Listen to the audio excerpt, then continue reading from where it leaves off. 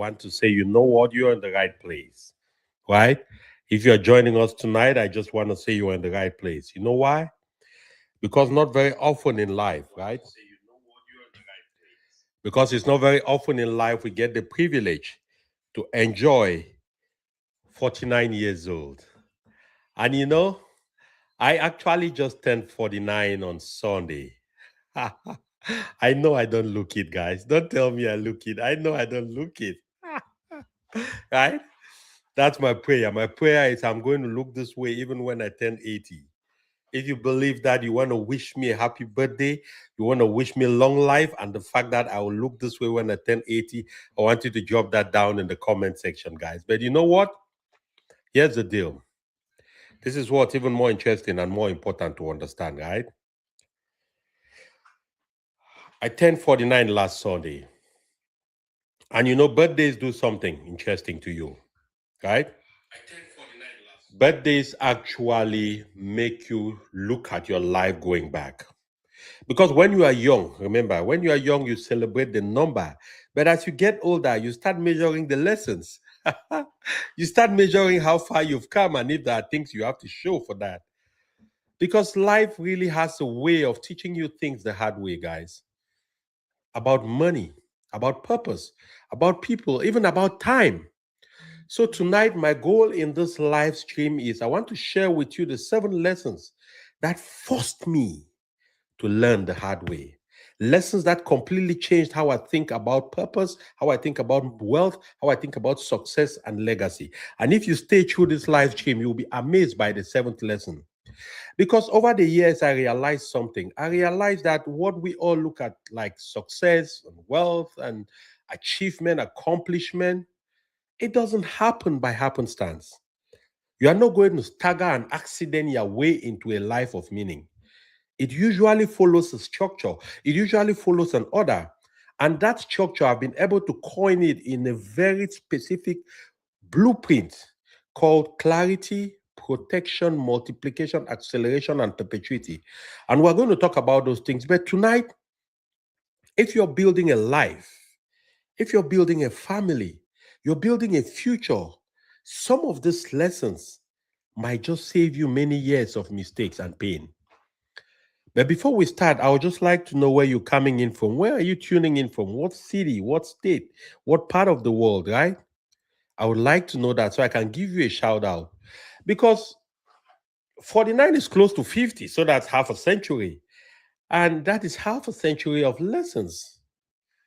That is half a century of understanding, trying, failing, succeeding in some, getting better, disproving myself, closing my ears to naysayers, and all these different things.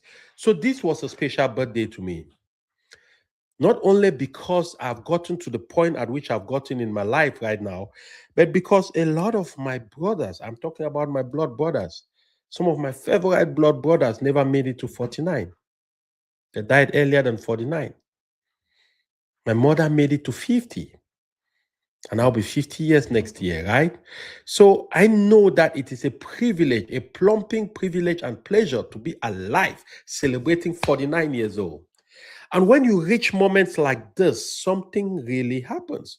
You begin to also reflect. What have I learned along this journey? What mistakes have shaped me? What truths took decades to understand? Because the key is not really the mistakes and the truths and the failures, but it's also the understanding and being able to reroute yourself again, right? Being able to make sure that whatever it is that taught you some of these lessons, you have the ability to look back and know that you're learning from them and you're going.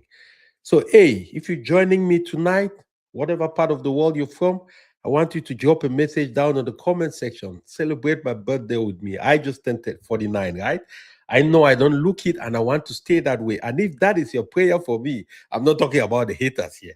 If you really genuinely pray that I stay this way, I stay looking young, fresh and up to date, even at the age of 90, drop a comment down in the comment section. And I'm going to feature your comment in the live stream if you drop a comment, right?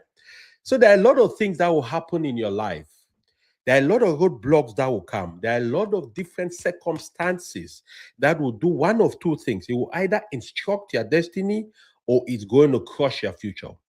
But most of it, you make that decision. You make that decision because things will happen before you, things will happen around you, things will happen at you. But the most important thing are the things that happens in you. The most important thing is how you interpret the load that you carry. I made a post a day ago on Facebook and I said, you know what? A lot of people are crushed not because of life's difficulties, but because they choose to fight battles that is not theirs. They choose to carry burdens that they have no business carrying. They choose to get involved in circumstances that takes away their ability to be peaceful, their ability to build, their ability to focus on their own purpose, which they had no business to. Now, don't get me wrong. I'm not talking about being selfish and just staying in your own lane and making sure you don't reach out to other human beings. That's not what I'm talking about. But you know exactly what I'm talking about, right? Because one of the things I realized in this journey of 49 years old is that life is not fair. Life is never going to give you what you deserve. Life will give you what you negotiate for. I want you to write that down. Usually, I do these live streams like workshops. Always remember, when you're coming to them, bring your notebook and your pen. Write down the notes, write down the tips, right? Because life is a powerful teacher. Life doesn't give you the things that you think you're supposed to get. Life gives you what you demand from yourself. That's why I always say, put a demand on yourself. Not on your children, not on your partner, not on your spouse, not on your father, not upon your mother. Put a demand on yourself. Tell yourself, this is what I want to make out of my life, and I'm going to get there no matter the cost. That's how you put a demand on yourself, guys. That's how you take a step and say, you know what? I want to take it. Here's something I learned. Life does not get easier. Hello? Life doesn't get easier. You only get stronger. Because when we're young, we believe life rewards talent. Life will reward intelligence. Life will reward good intentions. Don't you know intelligent people you grow up with who are failures today? Don't you know talented people who have amounted to nothing with their lives? I remember I was watching a documentary one time of LeBron James. This is a long time ago when he just got into the NBA around 2003, 2004. And I remember one of the things he said. When he got into the NBA, drafted by his hometown team, Cleveland Browns. And one time he went and visited a friend and fellow high school classmate. And he was saying in that documentary that that classmate of his was the most talented basketball player he has ever seen. I'm talking here about the great LeBron James. He is saying this guy was the most talented basketball player he's ever seen. But he didn't have that hunger enough. He didn't put a demand on himself to maximize that talent. That's why I tell you, you know what? When you are young and naive, you think life will just reward you because you have talent, because you are intelligent, because you have good intentions. You are trying to be the good guy. You're trying to be the good thing. No, life doesn't necessarily reward those. Life actually rewards something deeper. Life rewards who you chose to become. That is why sometimes when you start making changes in your life, you start building significant momentum. You're trying to shift the dimension of your life. You're trying to achieve something significant with your life. A lot of people who know you no longer recognize you. Now they start judging you. You think you are all this. You think because you've made some money, you think now you're smarter than everybody. You don't want to associate. No, it's because you're trying to do something different and they are used to some version of you and they no longer can accept and handle the version of you that is transforming. There is a funny meme. If you like, you go check it on Google, right? In this picture, I always remember it because it's so poignant. It's so telling about life. This police officer pulls over a butterfly. The butterfly is driving a car, and the police officer pulls over the butterfly, and the butterfly gives the police officer its ID card. And on the ID card, the butterfly's picture was a moth. So the police looks at the butterfly, and of course, it's a picture, but this is me now interpreting it. The police is looking at the butterfly's change, but the reality of the matter is when the butterfly took that picture on his ID card, it used to be a moth. It has metamorphosed now into a butterfly. Even the police can no longer recognize it. That is what happens. Life is not going to reward talent. Life is not going to reward intelligence. Life is not going to reward good intention. Life will reward what you are becoming. Remember, whatever you're doing, whether it's the job you work at, the books you read, whatever it is you're doing, always remember that it's not too much about what you are getting from that. It is what you are becoming. That is the key thing, guys. Because Jim Rohn says something. Jim Rohn, one of the most powerful teachers I've ever listened to. This guy is magic. His mind is crazy. He died many years ago, but he taught, he was a philosopher, he was a business coach. He taught for like 50, 60 years. This guy could make complicated knowledge so easy. Listen to what he said. He said, success is not to be pursued. Success is to be attracted by the person you become.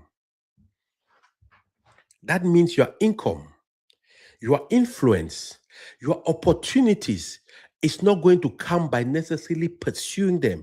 It is going to come by becoming the person that attracts opportunities like that. I'll give you a very simple example. I remember myself. I've always loved to speak. I never knew there was an opportunity I could make money speaking until I came to America. I used to be MCs when I was small. I used to be MCs in university. I came to the US and I started charging as an MC when I realized I could charge for that. But because at that time I hadn't become a very trusted, very recognized MC, I would charge a couple of hundreds, $300, $400, and I would come work a whole night party till the morning, 8 hours, 9 hours sometimes. Fast forward a few years, when I intentionally realized a big part of my destiny is tied to my ability to become the version of the person that can attract the life I anticipate and I pray to God for. I realized it's not about talent because I had the talent. It's not about intelligence. I'm not necessarily the most intelligent guy, but I'm not a dumb guy either. But it is going to be about what I am becoming in that process. And so I made a major decision in my life. I said, whatever it is I do as work, I will always make sure I am also working on my purpose and the gift I have in me. I will always make sure I keep improving my communication skills. I keep improving my knowledge base. I keep improving the volume of information, knowledge, and mastery that I have. So that way, one day, just one day, like it is today, you are listening to me on this live stream. Because there is something I can offer. You are listening to me, there is something to that you can offer. The question is not about your intelligence. It is not about your talent. It is about what you are becoming with those things. Are you fine-tuning them? Because the market is going to pay you not for information. The market is not going to pay you for your looks. The market is not going to pay you for how deeper you are. The market will pay you for transformation. Because as you are listening to me right now, the question you have in your mind, what is in this live stream for me? Not for me, for you. You are asking yourself. And you are not selfish. I want to remind you, that is how human beings function. That is normal. That's the first question you have to ask. If I'm listening to Gustav tonight, or I'm listening to him at whatever point you watch this video, why am I listening to this video? What is he offering me? Right? To me, it might make sense because I'm talking about my experiences. I'm talking about things that I believe are valuable. But if it's not valuable to you, you're not going to watch. Right? So you must realize that you are a reflection of what you are becoming. Don't wish the journey was easier. Wish you were better. Because easier is not going to happen. The only way it becomes easier is because you have developed mastery. Think about when you started walking, or think about a little child trying to walk. They will get up, they try to walk, they fall. They try to walk, they fall. Hey, Naomi, thank you for the birthday wish, Mama. Thank you. They try to walk, they fall. They try to walk again, they fall. Eventually, they get going. You know what happened? Walking didn't get any easier. It's still hard for somebody who doesn't know how to walk. The only difference is that they develop a certain mastery for walking. They develop the ability to walk. So what happened now is that skill became started looking like it's easy. That's what happens, right? So don't wish it is easier. Wish you become better. Wish you are better. Work to become better, right? Life is a mirror. It reflects who you are becoming. I don't care who you are. That's how life works. It's going to reflect who you are becoming. You cannot give what you don't have. You cannot give what you don't have. You only can give the things you have. And if you haven't prepared those things, if you haven't worked on those things, if you haven't fine tuned those things, then you cannot give it. So you must realize something, guys. You must realize something in this journey. 49 years young, a lot of things have happened. A lot of lessons have been learned. But you know what? You must also remember life happens in 4 quarters. You have quarter one, which is the ages of 0 to 25. That is the learning period most of the times. You are in school, you are going through school. Probably by 25, you would have had your first degree if you went to college. If you started a business, you would have had a little bit of experience. Now, maybe you started at 17, 19, 20. Now you have 5 years, right? But you're still learning. You're still trying to understand life. Your parents are taking care of you. Somebody is paying your bills. From the age of 26 till about 45, that is the age of survival and building. At that age now, you start your first job maybe at 25, 26. They're paying you minimum wage, or they're paying you just coming out of college, they're paying you 50 grand, whatever it is. You start going on now, you are responsible. You want to live in your own apartment. You want to have a home of your own. You want to buy your own car. You want to pay your bills. Maybe you start looking now for a partner around 30 to get married to. Things like that. Now, from the age of about 45 to about 55, that is the age of wealth building and acceleration. So you would have started building wealth from the age of 26, right? Because at that point, no matter the amount of money that is coming in, you want to make sure you start practicing some of the disciplines, living less than you make, saving and investing a portion of your income, right? Making sure you have the long-term view, all those different things I talk about. You can check my other videos. But now at the age of 45 to about 55, that is when, even mathematically and statistically, most people are at the peak of their earning career. That's when you really build significant wealth. And also, that's when you can accelerate the building process, which you started in your 30s, right? So it is important to understand that that is the third quarter, 45 to about 55. At that third quarter, like you know, in football, you are getting close to the game. Like you know, your energy is not the same. You have already played 2 quarters of your life, from the age of 0 to 25 and from 25 to about 40, right? You have already played to 25 to about 45. You already played 2 quarters, and 2 long quarters for that matter, right? Biologically, by the time you get to your mid 40s, late 40s, 50s, your strength is no longer the same like it used to be in your 20s and 30s. If you are in your 40s, getting to 50s, you know what I mean. Drop a comment down in the comment section, right? You wake up sometimes now, you have to take a minute or two to gather yourself, make sure you are not dizzy, and then you stand up from bed. If somebody told me that a few years ago, right? If somebody told me that a few years ago that, Gustav, at that age in your life, you will get up in the morning and you need to sit by the bed for about 1-2 minutes. You clear your head a little bit. You make sure you're not dizzy before you get up. I would never have believed. Right? But that is the third quarter for you. I know that I'm in my third quarter. I am 49 years old. So I am in my third quarter. If you are between the ages of 44 all the way to 55, you are in your third quarter. And what happens in the third quarter, you can no longer start trying different things. You have to be working on the things you know that are productive. You have to be working on the things you know that you already have the skill for, or you have been fine-tuning the skill for. What you're seeing today didn't start today for me. This has been 17 years of consistent and conscious working. I don't even want to count the years when I was doing it without consciously understanding what I was doing. So you must understand something, guys. That is why at this point in my life, I can get fired from a job at 43 years, at what, 3 years ago? Now, at 45 years old, when I got fired from my last IT job, and I decided, you know what, I'm going to work for myself. I wasn't just counting on nothing.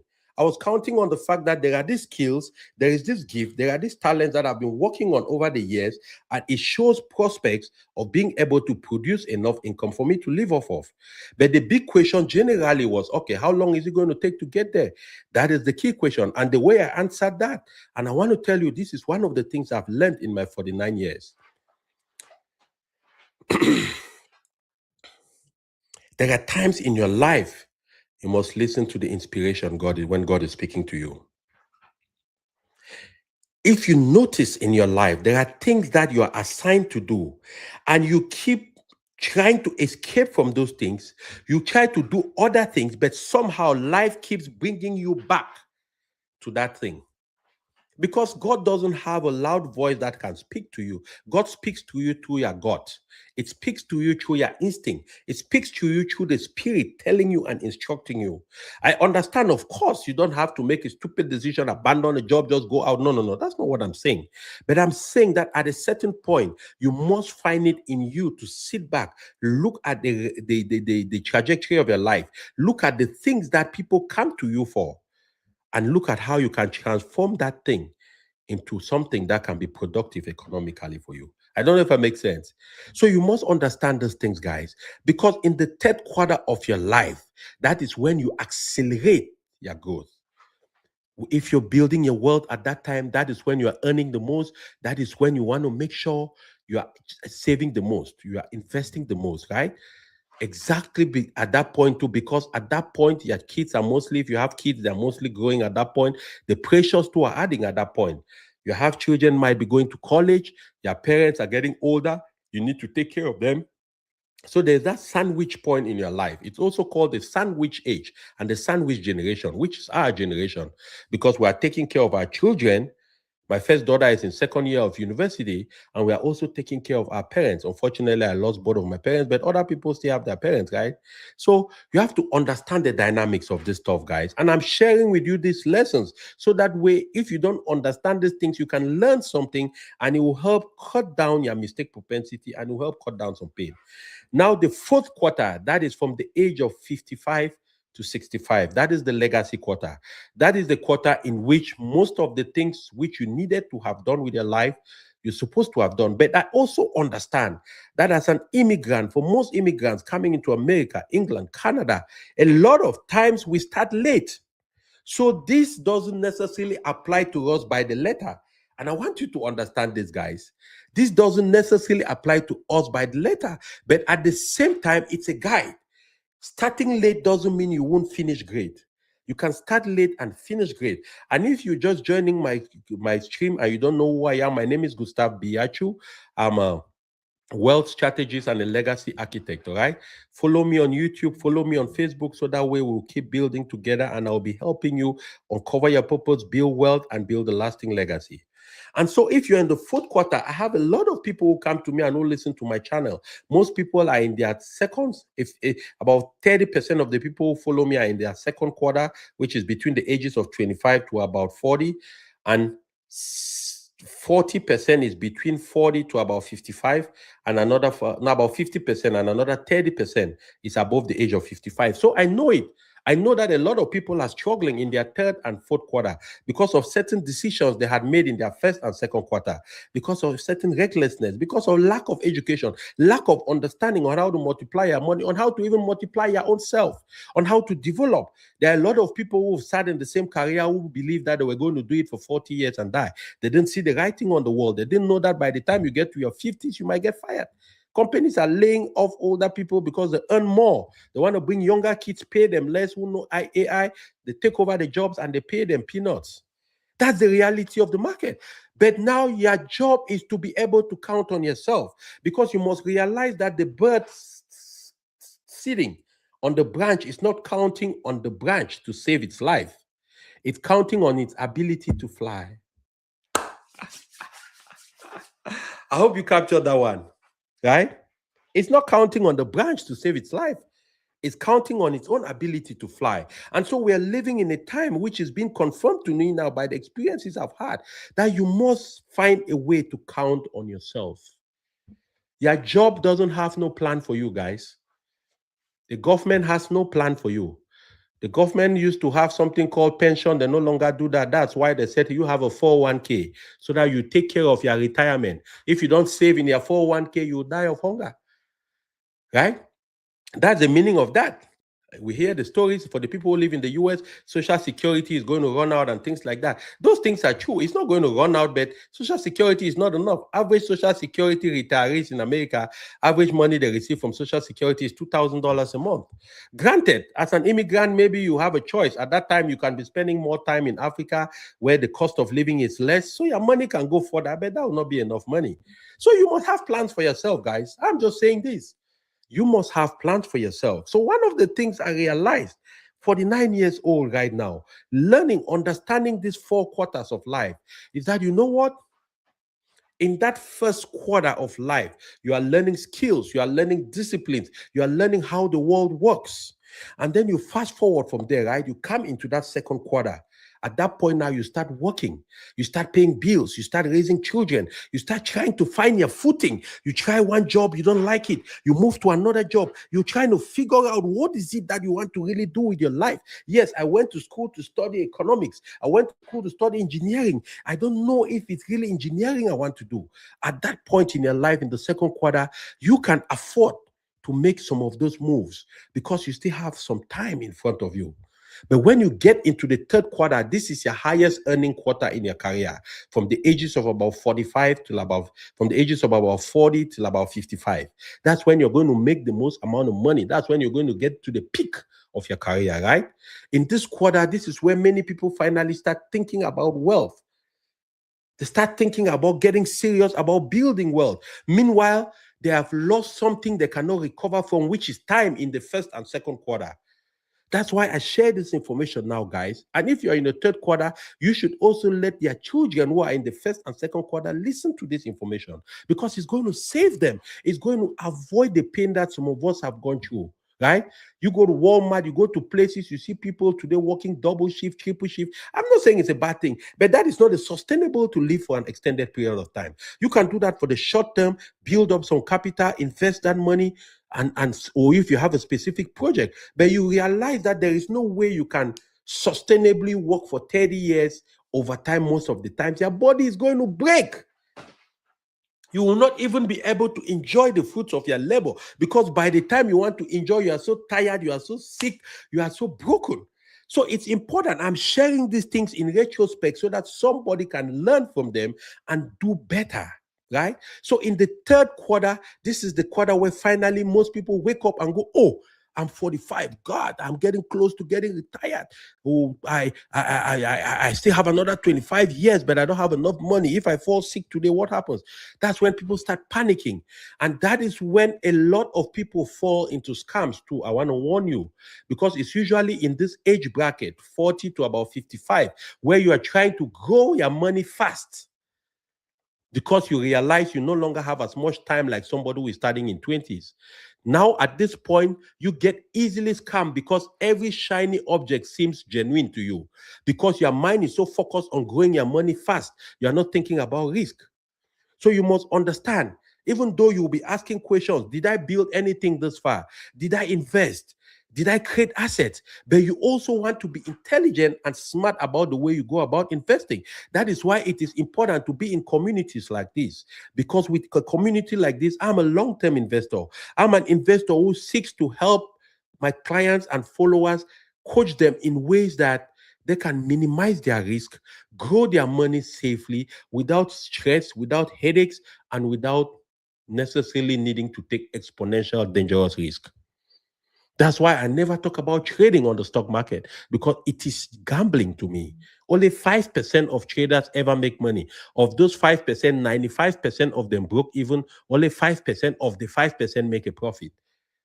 The only way you build wealth is by careful positioning, planning, and over time. And I'm going to share my framework with you. This is framework that have moved people forward, right?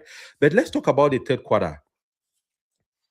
And then we move now to the fourth quarter, and this becomes the legacy quarter. This is 55 years and above. Now, it's not just what you've accumulated, it's now what you leave behind. If you notice, especially as a man, for women, it's not the same, right? Women don't care too much about legacies. That is a fact, and it can be explained socioculturally, biologically, scientifically. economically. It can be explained why women don't care too much about legacies. But legacies matter to men. Men care a lot about how they are remembered while they are alive and when they are no longer alive. Even the Bible says a good man, the Bible didn't say a good woman. The Bible says a good man leaves an inheritance for his children's children. That is why the pressure is a little bit enormous on the man. Because when you are getting into that fourth quarter, the age of 55, that is when, even before that age, even before somewhere about 45, you start asking yourself those existential questions. What has my life really been about? What am I leaving behind for those who are coming? Are people even going to remember that I lived on this side of eternity? Will anybody even know that I existed before I died? What is it I can leave that people can live under? And that is when now you start asking yourself the key question. Can I start planting trees under whose shade I will not sit? Because that is what great leaders talk about. That is how great leaders and legacy builders think. You don't only think about the things you do that will benefit you. You think about the things you are doing that will benefit the people that come after you. That's why over the last 4 years, I decided I was going to pursue the path that leads to my purpose and my destiny. Because I also realized that that path permits me to build things that are going to be part of my legacy. The live stream I'm on right now talking to you, this is going to live on YouTube forever.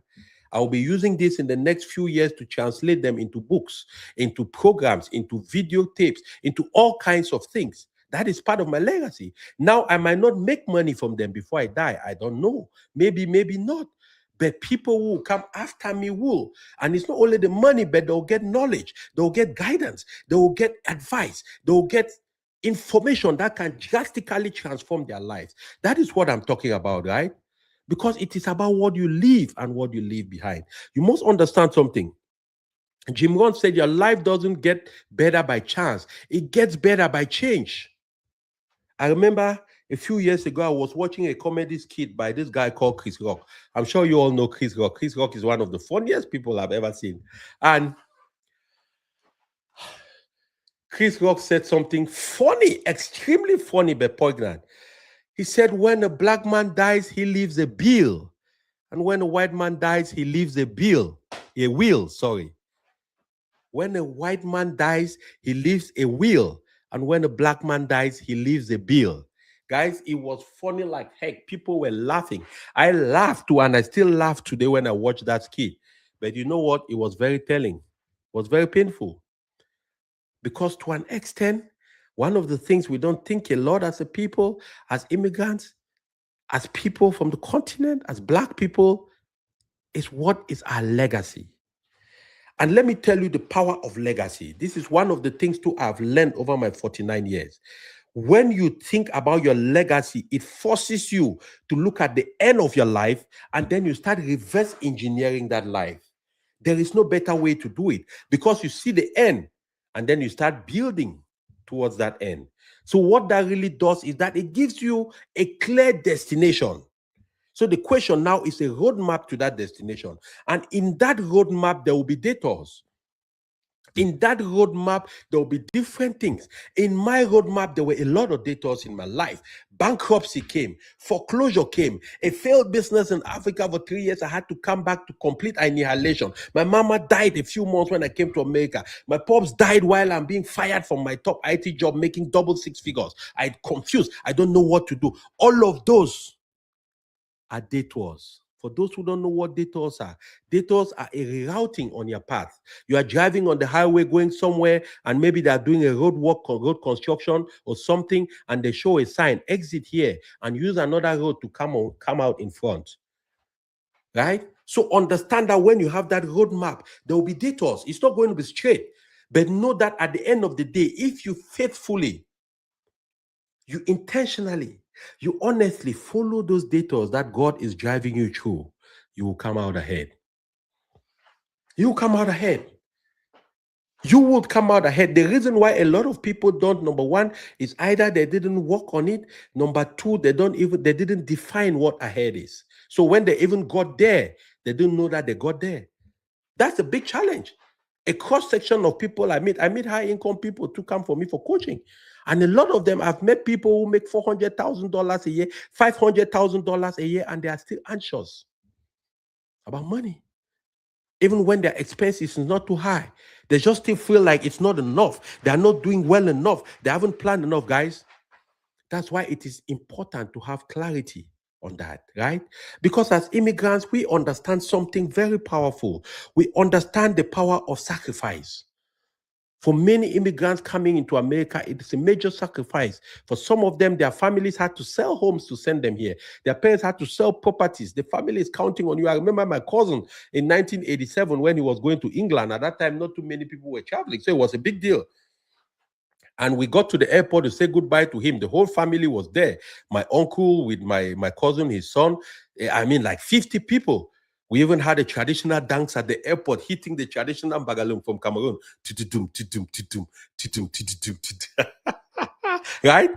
And so when it was time to leave, we took him on the inside. In those days at the airport, you could go all the way inside. And he gave goodbye to everybody. And then when he went to his dad looked at him and he said, "My son Ken, it's all on you. It's all on you." Can you imagine that kind of pressure on an 18-year-old boy? You're traveling to a strange land. You don't even know where you're going, how it's going to receive you. You're going to be living alone for the first time without your parents. You are going to be pursuing a new career, going to med school and all of that.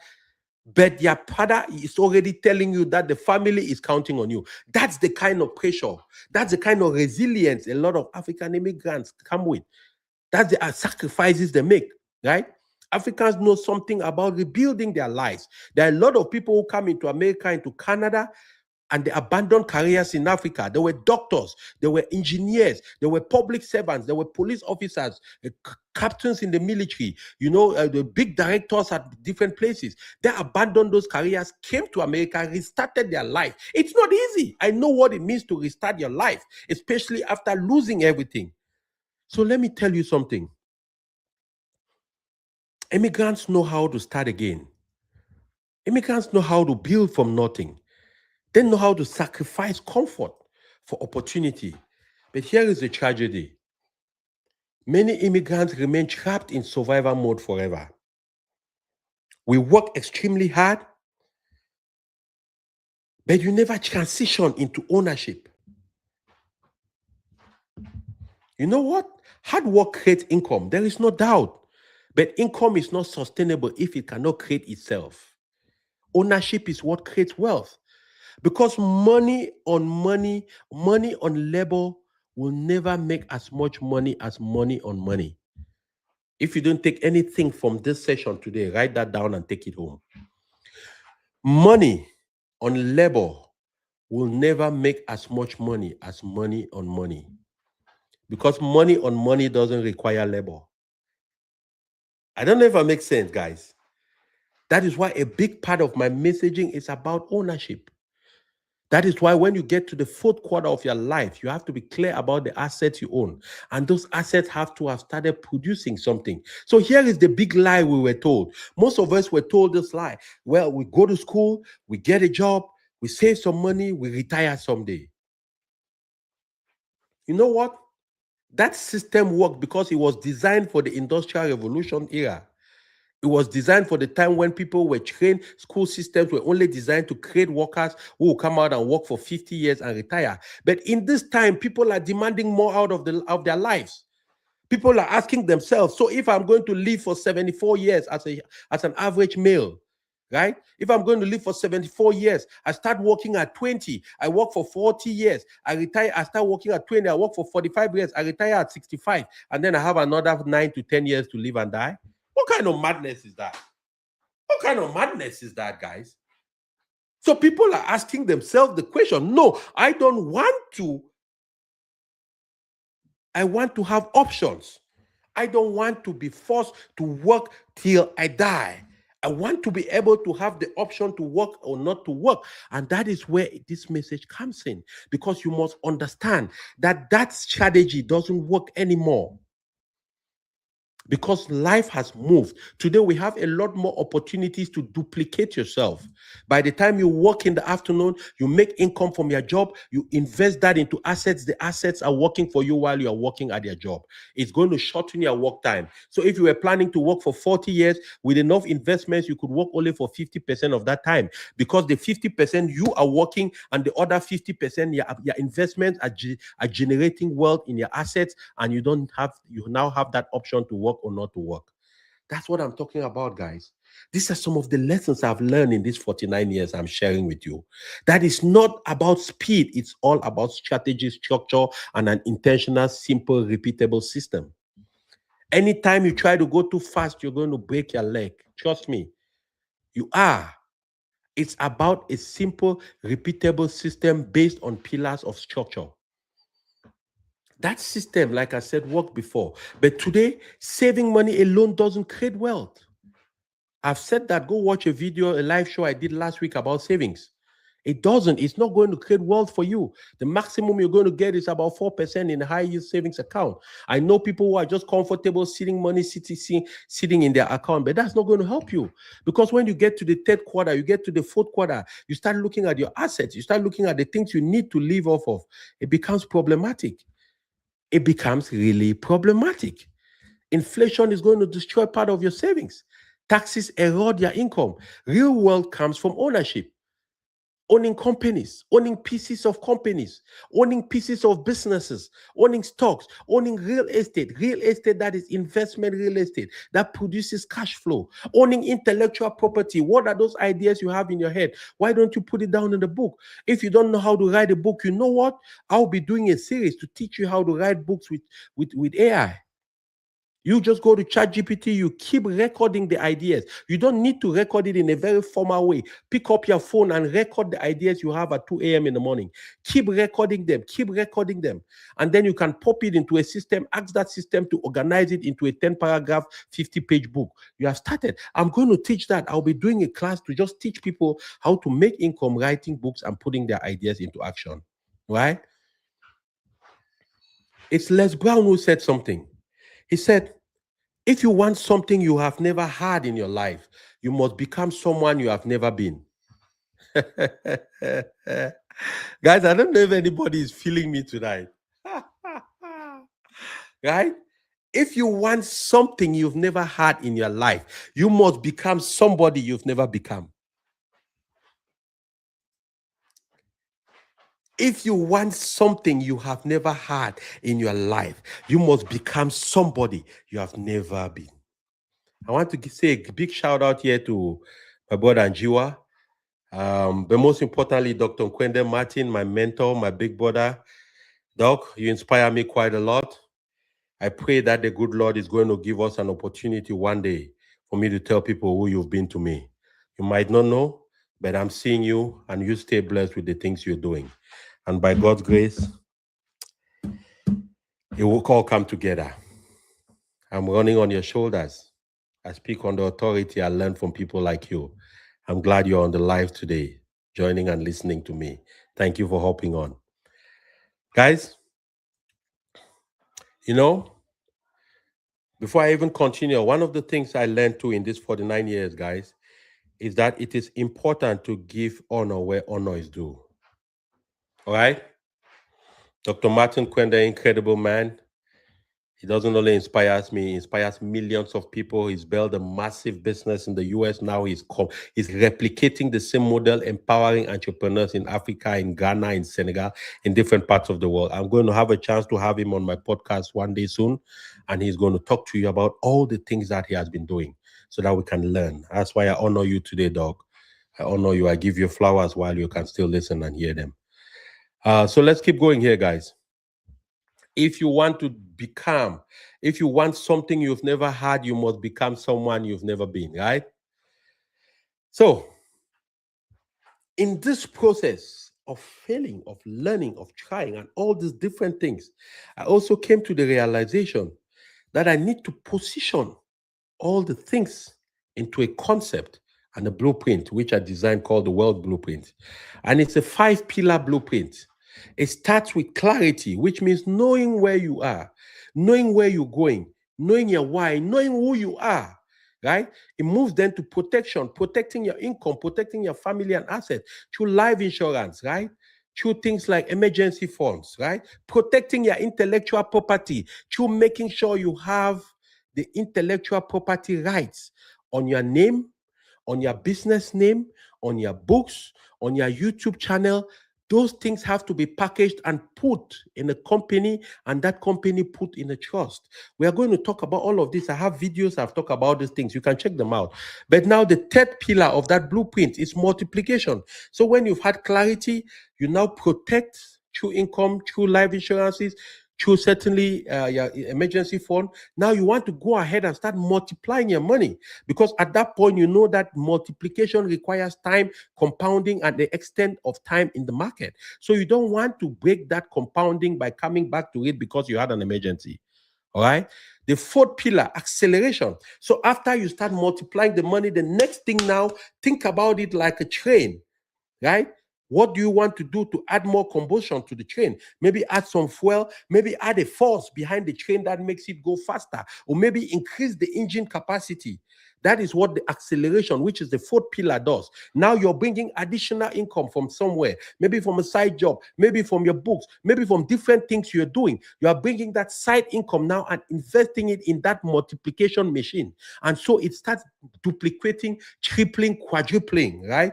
The fifth pillar, perpetuity, because all of this doesn't mean anything if it cannot last while you're alive and after you. That is where we talk about legacy. That is building something that survives you, right? Because wealth is not accidental. I learned that. Wealth is architected. Wealth without structure will disappear. Wealth with structure compounds across generations. That's the truth of the matter. You hear all the great families that have had generational wealth for 400 years. 200 years. That is why, because they found a way to put structures around it. They found a way to make sure the money keeps compounding.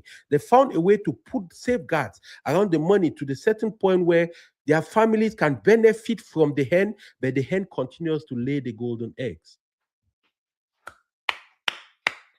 I don't know if somebody is listening to me tonight. You want to make sure at every point in time that hen that lays the golden eggs continues to lay those golden eggs. That's how you build a legacy, because you want to put a safeguard around that hen that is laying the egg. I'll give you a very simplistic example, right? And this is an example I certainly learned about for sure, but I had a friend I worked with at Oracle too, and this guy, that's how his family operates. And I remember when he's an Italian American. His heritage is from Italy. And when this guy was about 27, a very tough sales guy, very successful, big guy, very successful, nice guy. But Italians, they're very flippant, they talk, and they're very nice people. And when Ray was getting married in New York, he invited me to his wedding, but I couldn't make it. And so he gave me the address and everything. So I just Googled their estate in New York. And I realized that they have a family estate worth about $15 million. But now, when Ray was proposing to his fiancée at that time to become his wife, Ray bought a ring for $340,000. So when he was telling me the story, I'm like, Ray, come on, man. We all work at Oracle. I know you're a sales guy. I know there are big commissions for sales, but boy, how much money are you making? That's when he hinted to me, and I started, I realized that this guy comes from a system. But Ray told me something very powerful. He said his father was the second generation of their family business. But the first generation of their family business, who was his grandfather, who came into the US sometime around 1910 or 1915 or so, what this guy did, he built a grocery store, and he owned the store and the land where the store was, right? And then he bought his neighbors, and so he owned a small real estate business, kind of. But before he passed, he packaged that business and put it into a trust and made it possible now for them as family members to borrow money against the value of that trust. So they borrow money within the cash flow of the trust, and then they take a life insurance on the person who borrows that money, so that if something happens to that person, the life insurance is going to pay back the debt. But now, as the person borrows the money and is doing business, they are paying back the debt into the trust, but they don't have to pay interest. Can you think about what that would do for the family? That's how Ray was able to buy $350,000 ring to engage his fiance at that time, right? But now I'm saying this because the fifth pillar of my world blueprint is perpetuity. How do you build these legacy-based frameworks that can last, that can protect not only what you have, but also gives a chance for the people who come after you to benefit? And another very critical lesson I learned about life in these 49 years of our life, because if you're just joining us, I'm celebrating my birthday today. I turned 49 on Sunday, and so I decided to dedicate this live stream to talk about some of the 7 big lessons that I've learned in my life and how they've transformed me completely and how they can help you. One of the key lessons I learned in this life is something called the philosophy of the ant. This is one of the greatest lessons you are going to learn, and I want you to pay attention to me.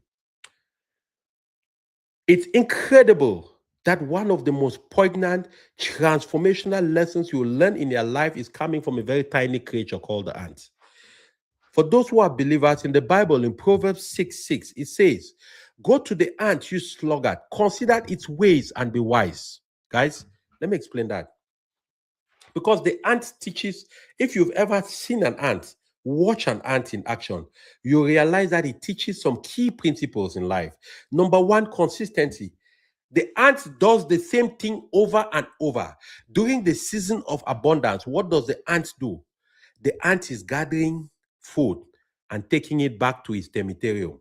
They gather food, they take it back to their storage unit. So that in the season of lack, in the cold season, or when there's no way to get food, they have enough to eat. That's one. Number two, and that is the principle of preparation I'm talking here, right? They prepare for bad seasons. Number two, have you ever imagined how the ants are able to build ant hills and territoriums? As small as they are, they each carry small grains of sand and they go with it to the side where they're going to build.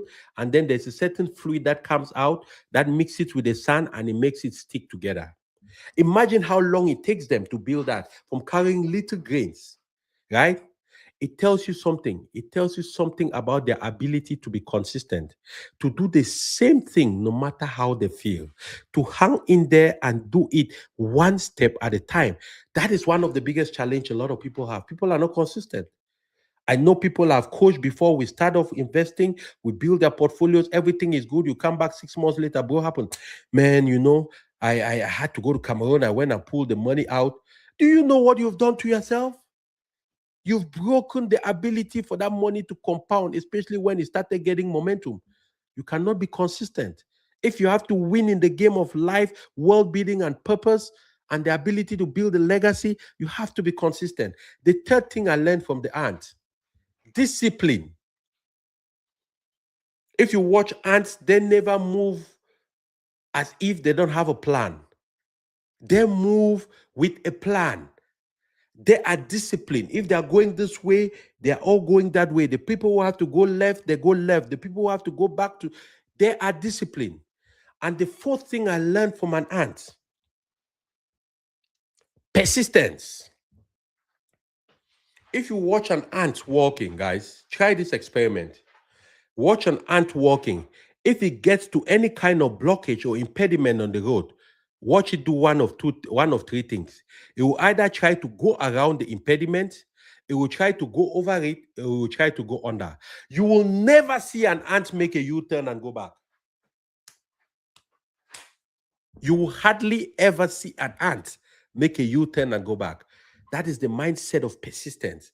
So listen, one of the lessons I've learned in this era of my life, in these 49 years, is the lessons I've learned from the ants. The philosophy of the ant. That ability to build slowly.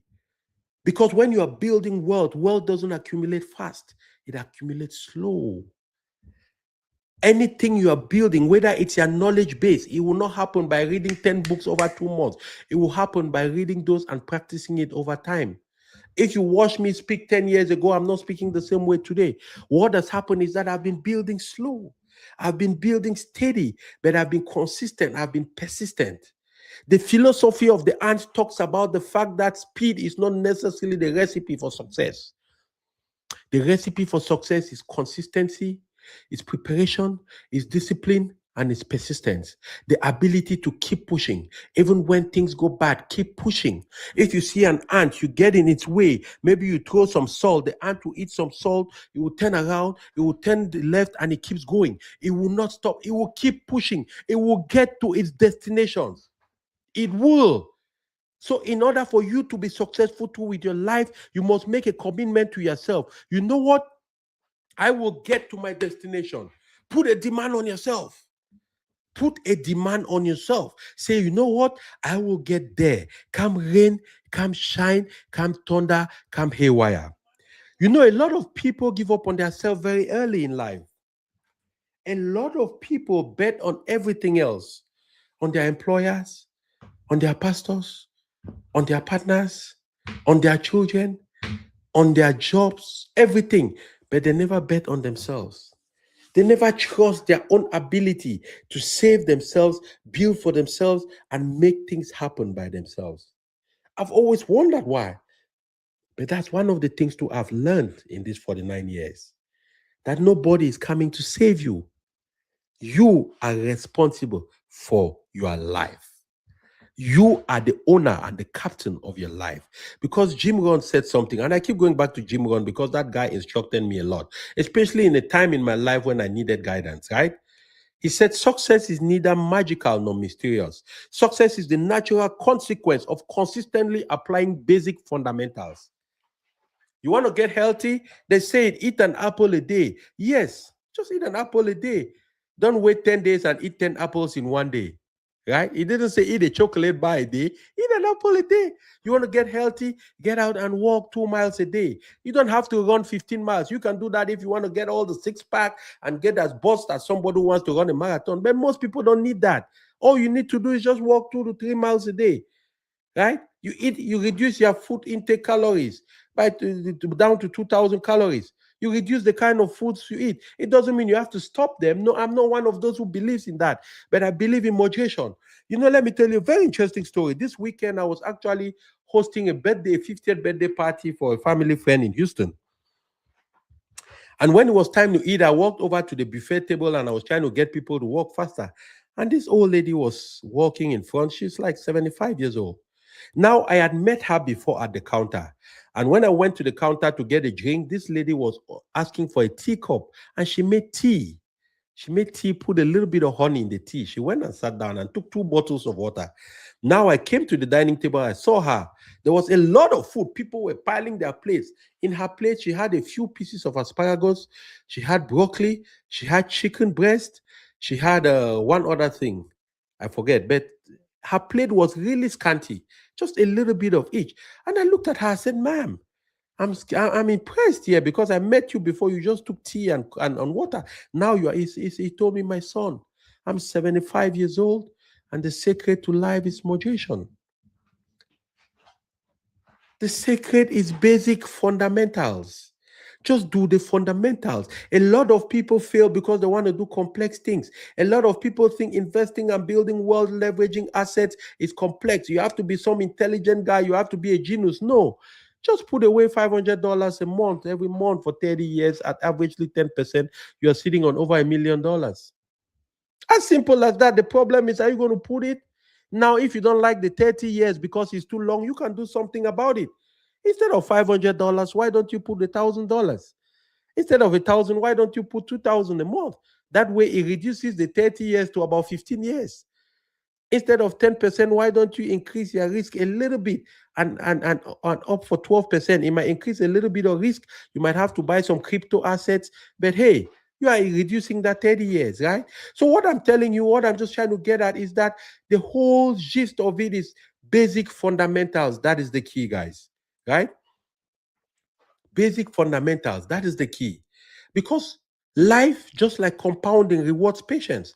It rewards consistency. It rewards long-term thinking. It's Einstein who said compound interest is the 8th wonder of the world. And compound interest doesn't only apply to money. It applies even to use your own self. Your own skill compounds over time. Your knowledge compounds over time. That's why when you get to school, you are 13 years old, you start in Form 1. I think Form 1 is what now? Is it 7th grade or something? By the time you get into high school and graduating, your knowledge base has compounded over time. The things you learned at 13, at 17, it has instructed your ability to learn more. By the time you go into college, that whole knowledge base you've acquired for years, you can keep adding on to that knowledge base now with new information. So compounding doesn't only apply to money, guys. Compounding also applies to the ability to continuously build not only your knowledge base, but continuously build your skills, continuously build your ability in everything you want to do. That is the secret.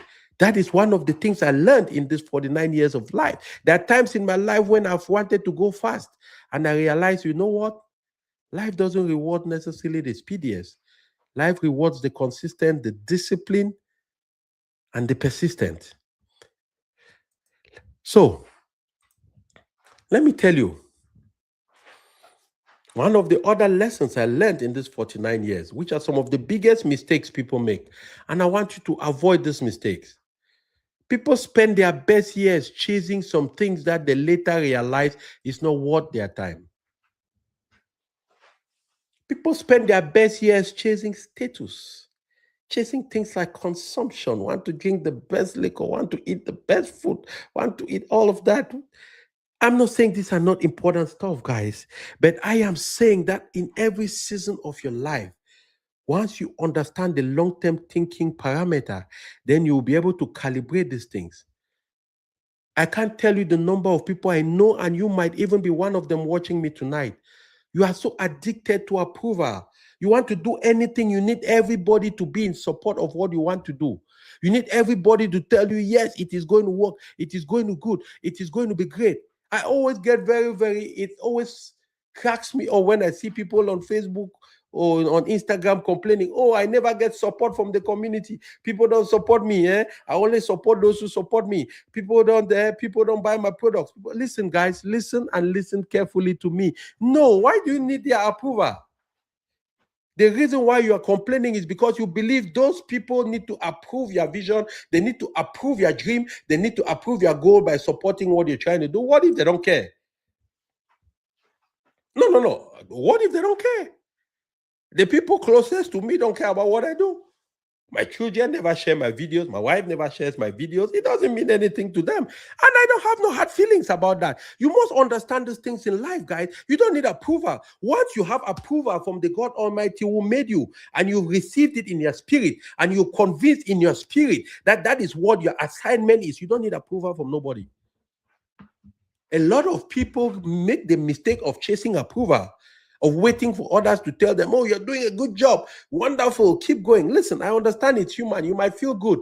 But let me tell you, if you know me, one of the things I always ask people, even when you tell me good job, is what can I improve on? What can I improve on? Right? Once you have that mindset, you understand that the competition you have is you. I have people who started way after me. They are doing way better than me. I have people who started way after me. They are doing worse than me. I have people I started way after them. I'm doing better than them. So the competition is you. I don't need no approval. You shouldn't. A lot of people make that mistake of chasing approval most of their lives, and they get to realize it was a mistake.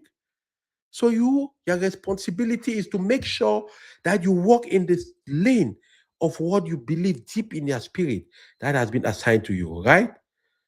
Instead of chasing consumption, instead of chasing status, approval, frivolities, chase knowledge. Knowledge is the new data for this time. Those who have the knowledge and skill are going to out-earn, out-maneuver, out-money those who don't.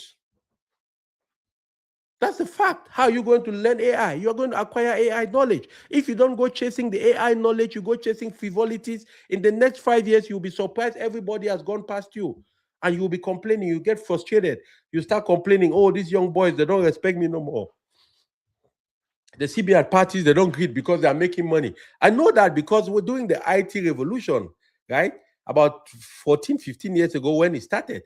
A lot of younger people coming into America, instead of starting from the bottom like most of us did with nursing assistant, they were lucky to have people like us who guided them to get into IT careers. So they had to short circuit the process. They started off with 6-figure salaries within 2-3 years of coming to America. You know what happened? It created a certain amount of social tension. I will tell you that. Because a lot of older people were like, these young boys now, they're making IT money. They think they're all that. They don't respect people no more. I understand that, but they went out and got the knowledge. You cannot fault them for that. You cannot. So that's why instead of chasing those frivolous things, chase knowledge. Chase accumulation of other assets. Learn how to own assets. Learn how to build wealth, not only material wealth, but mental wealth, emotional wealth, health wealth, physical wealth, right? Because too many of us are not living our dreams because you know why? We are living our fears. We are more worried about the things that we perceive to get in the way instead of what we are capable of walking through those storms. So my question to you before I run down this live stream, if you died tomorrow, what would exist because you lived? Would you leave memories? Would you leave debts? Would you leave systems? Because legacy is not what you leave. Legacy is what continues even after you. What you leave is not enough. It is what continues after you. That is what we're talking about. Because you want to realize something, guys. The richest place on earth is the graveyard. It's not the gold mines of Sierra Leone, the diamond mines of Sierra Leone, neither the gold mines of Ghana or the oil fields of Iran and Iraq. It's the graveyard because buried there are books that were never written, are businesses that were never started, are dreams that were paused because of fear and waiting for somebody to approve those dreams. Buried there are talents that were never brought to their great potential. Buried there are ideas that people never brought to fruition. I want you to put your hand on your chest today and say, you know what? I refuse to die with my music in me. Say it. Say, I refuse to die with my gift and music in me. I want you to do that because you are making a commitment to yourself. You are making a commitment that you are not going to live a life without structure. You're not going to live a life where you're not educating yourself and educating the people who are going to be counting on the things you leave behind. You are not going to live a life without a philosophy, right? Because when purpose is not known, abuse is inevitable, as my man Miles Monroe said. You need to understand, yes, it's not enough for only you to build these things and build this legacy. The people who are coming after you have to understand how to manage the stuff too. The statistics are there. The first generation builds it, the second generation squanders it, and by the third generation, it disappears. Bam. 70% of family wealth disappears by the second generation. You know why? Because the second generation usually doesn't have the skill, they don't have the mindset, they don't understand what it takes to even manage it, they don't even understand what it takes to generate it in the first place. So I've realized something at 49 years old now. I've realized something, guys, and I want you to hear me out here. The real currencies of life are time, good health, both mental and physical and emotional, relationship currency, and wisdom. Because when you have these things in abundance, everything else comes. Time, good health, relationships, wisdom. Because take care of your body and your mind. It's the only place you have to live in forever. Yes, you have to live in your body. So if you look at the mirror, you don't like that body, take care of it. Because that's your house. That's where you have to live. Money only amplifies life, but money cannot replace these things. It will never. I remember the great Steve Jobs, the last Apple launch he had. You know, he had this traditional blue jeans he would wear, a pair of slippers, and a black turtleneck sweater. And in this last Apple's launch he did before he died, he was almost down to probably, I don't know, 100 pounds or something. You could tell that he was really, really sick. He was thin. He was not really a fat guy, but he was really emaciated. He was thin. You could tell that, you know, he was going through the most difficult time of his life. And I looked at him, I said, God, this guy is worth about $100 billion, man. And he can't buy it. Of course, he had cancer, something you never wish for anybody. I saw the same thing with my mom before she died. I used to take her to the hospital, bring her back after chemotherapy, I will carry her to the bathroom. I will give her a shower. Her hair will fall off. She will look white. And I'm looking at it. I'm saying, the problem here is not money. The problem is just the health is not there. So once I understood these things in the process of my own life, I don't take it for granted.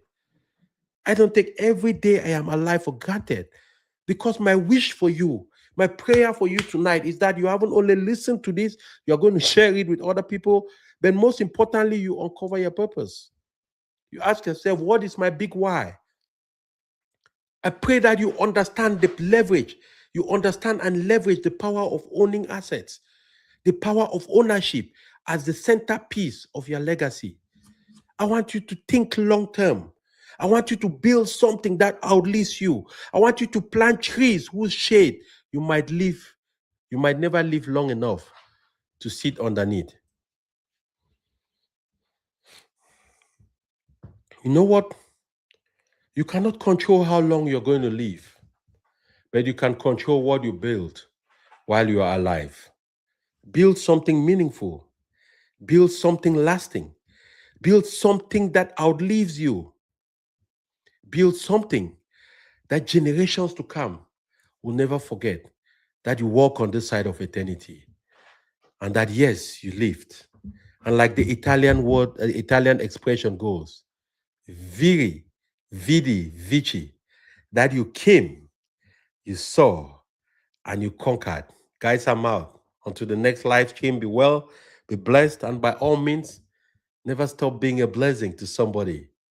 And if for any means you have the chance, take this video, share it with somebody, let them know. If you want to join our communities, look in the description. You see how to join our WhatsApp private community. You also see how to order my book, The Seeker. You see exactly if you need specific one-on-one help, go ahead and book an excuse me. Go ahead and book an appointment. Let's have a one-on-one conversation. The link is there in the description. And I'll see you in the next live stream. Until the next time, take care of yourself.